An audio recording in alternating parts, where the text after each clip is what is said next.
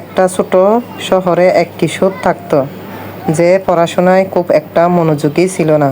পরীক্ষার আগের রাতেই সে খুব বই খুলতো, তাও শুধু মুখস্থ করার জন্য। একদিন পরীক্ষার এক সপ্তাহ আগে তার দাদু তাকে ডেকে বললেন, একটা গল্প বলি, শোনো দেখো, তারপর যা ইচ্ছা করো। ছেলেটা ভাবলো, একটু গল্প শুনলেই বা ক্ষতি কি।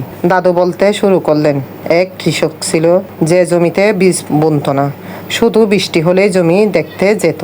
যখন অন্যরা ধান কাটত তখন সে হতাশ হয়ে বলতো, আমার জমিতে কিছুই হলো না, বুঝতে পারছো কেন?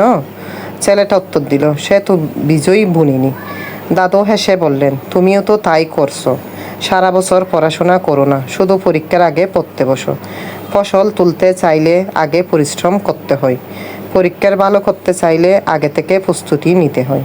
এরপর থেকে সে নিয়মিত পড়তে লাগলো, কারণ সে বুঝে গিয়েছিল জীবনে ভালো কিছু পেতে হলে আগে থেকেই প্রস্তুতি নিতে হয়।